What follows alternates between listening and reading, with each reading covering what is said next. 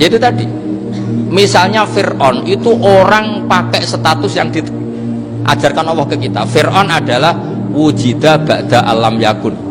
Fir'aun adalah makhluk yang sekarang ada, tapi dulu-dulunya tidak ada. Padahal sebelum ada Fir'aun sudah ada bumi, ada langit, ada matahari. Sebelum ada Yesus, ada Isa, sudah ada bumi, ada matahari. Artinya apa? Zaman langit bumi ada, penyebabnya Isa apa enggak? Enggak kan? Karena dia ada setelah adanya langit dan bumi. Fir'aun juga gitu, Yesus juga gitu, semuanya begitu.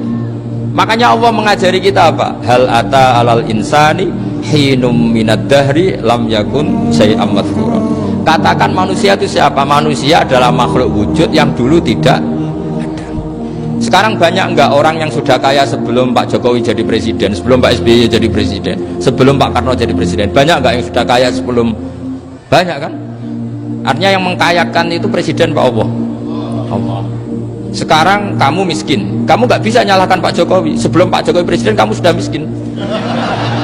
Ya, artinya yang memiskinkan itu presiden apa takdir? Takdir. Makanya wa anna ila rabbikal muntaha wa annahu adhaka wa abka wa annahu amata wa ahya wa annahu khalaqaz zawjaini dzakara wal unsa. Jadi kita miskin ya karena kehendak Allah, kita kaya kan semua itu karena Allah. Tapi kita terjebak hukum modern. Nak presiden iki sejahtera, anak iki ora. Ya mungkin secara bahasa syariat mungkin ada benarnya, tapi kita ini kan dilatih ilmu hakikat. Tak ulang malam 13 Dzulhijjah masuk ilmu nejik syariat dok. Oh gak pinter-pinter banget cek gobloke kan gitu. Daftar wali kok ilmune ngono iku ora iso.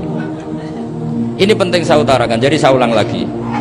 Makanya di Quran itu ilmu tertinggi diantaranya menurut orang tasawuf qulillah tsumma dzarhum fi khaudihim yalabun. Saya itu gak pernah takut mati meskipun saya masih muda, karena saya bayangkan mati itu ya baik-baik saja. Ketika saya hidup ya gak tahu cara ngelola nyawa saya, kenapa kok gak pergi? Kamu tahu caranya ngelola nyawa kamu, kok gak mati sekarang? Gak tahu kan? Tahu-tahu masih hidup kan? Tahu-tahu diutang semacam-macam lah. Sebenarnya kita zaman hidup pun gak tahu cara ngelola nyawa kita, cara kerja jantung kita, cara kerja paru-paru kita. Nanti setelah kita mati pun gak tahu caranya hidup ketika kita. Tapi anehnya kita, mosok manusia sudah dilemah iso hidup lagi. Memangnya kita sekarang bisa hidup karena kita tahu-tahu ya hidup. Ditekdir anak yang melarat, pesek elek, orang lain ditekdir anak kiai Gus Mulyo. Kita kan tidak pernah bisa milih bapak itu ora iso. Ngerti-ngerti anak Karmen, anak Karlan itu sudah gak tahu. Artinya gini, ya sudah ya Allah, ketika saya hidup ya tidak tahu kenapa saya hidup, pasti engkau yang menghidupkan. Ketika saya mati juga gak tahu kenapa saya mati, pasti engkau yang menghidupkan dan mematikan. Maka saya akan baik-baik saja di akhirat, karena ketika di dunia Tuhannya yang engkau, ketika di akhirat Tuhannya, dan sifat engkau tidak akan rubah, tetap arhamur rahimin.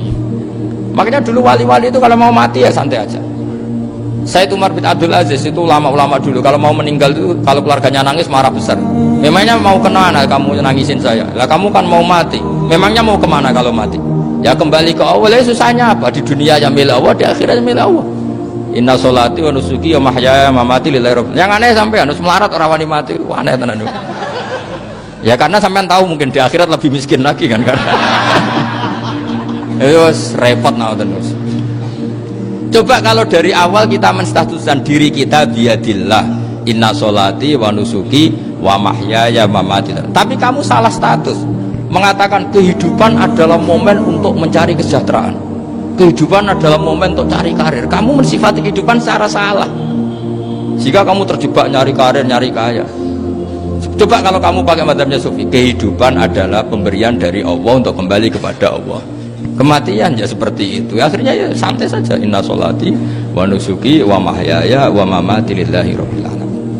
Istri juga gitu. Saya itu tidak sombong. Saya itu mulai nikah sampai sekarang itu hampir gak pernah tukaran sama istri.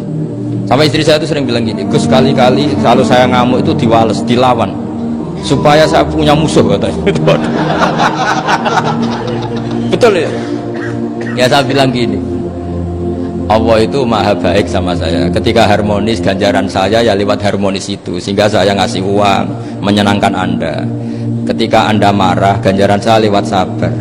Ya sudah, itu semuanya baik. Kalau kamu marah, saya tidak dapat pahala. Makanya kalau kamu marah tak dengerin. Ini cara Allah membuat pahala tanpa bayar, kata saya. Justru kalau pas rukun itu untuk dapat pahala harus nyervis, jajak nukokno kelambi mahal.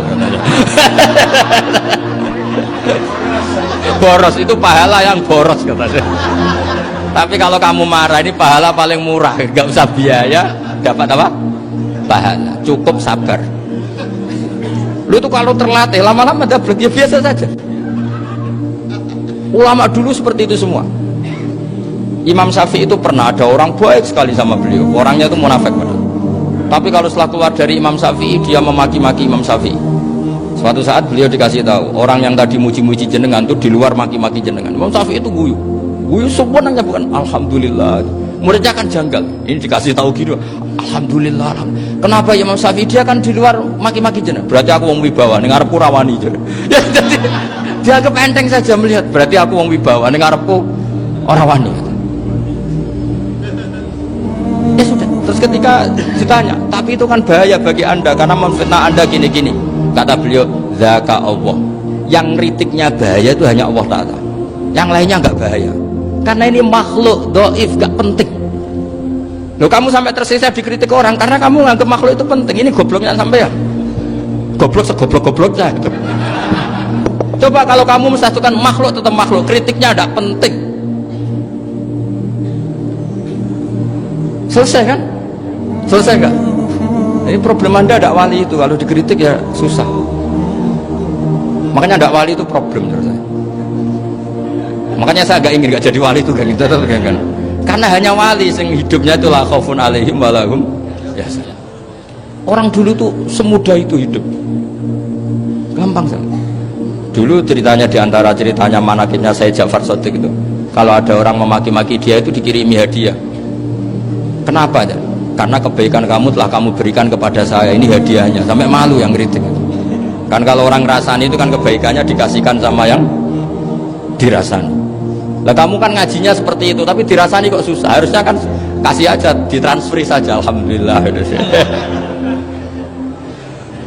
Ya karena kita salah menamain tadi. Sing rasani pembenci, pembenci itu bahaya. Sehingga kamu mereaksi secara serius. Coba kalau kamu pakai hukumnya Allah dan Rasul, pembenci itu pemberi kebaikan, istri marah adalah pemberi kebaikan. Ada yang berani mulai mempraktekkan? Latih begitu terus, insya Allah nanti hidup kamu barokah. Itu disebut wa'allama adamal asma. Dan itu yang diajarkan Rasulullah. Rasulullah itu kalau ngajarkan hidup itu gampang sekali. Allahumma ja'alil hayata ziyadatan li fi kulli khairin wal mauta rohatan li min kulli syarri. Jadi kalau kita hidup anggap saja peluang untuk nambah kebaikan. Kalau kita mati anggap saja akhir dari semua potensi kejahatan kita. Anda sekarang mungkin tidak zina tapi potensi zina. Anda sekarang tidak korupsi, potensi korupsi. Anda sekarang tidak selingkuh, tetap potensi selingkuh. Nah, Anda saja kalau mati berarti akhir dari segala potensi itu. Alhamdulillah. Makanya saya tuh nggak pernah takut mati. Karena saya misalnya setiap saat mati ya saya nanti akan bilang, ya Allah ini sudah mau mati berarti mau akhir dari segala potensi keburukan saya. Alhamdulillah. Makanya itu ulama-ulama dulu kalau ada preman mati, saya guys tonggone ragil muni saya, walau preman kurang ajar, saya guys tonggone tetap ragil muni saya. Padahal kiai ini muni saya guys pun mati pun buatan sakit macam-macam nih pasti. Karena dia dengan mati berarti rohatan mengguli syarrin, keburukannya tidak terulang lah. Lah keburukan nggak terulang lagi itu saya apa buruk? Saya. Makanya kiainya minta saya ge niki tonggone cek menengahin. Saya ge menengahin. Makanya suatu saat kalau ada gitu kamu harus bilang apa? Saya pun buatan jahat malih pun mati. Jadi kayak apa coba? Coba sekali-kali statuskan kalau al hayat adalah ziyadatan lana fi kulli khairin. Al maut adalah rohatan lana min kulli syarr.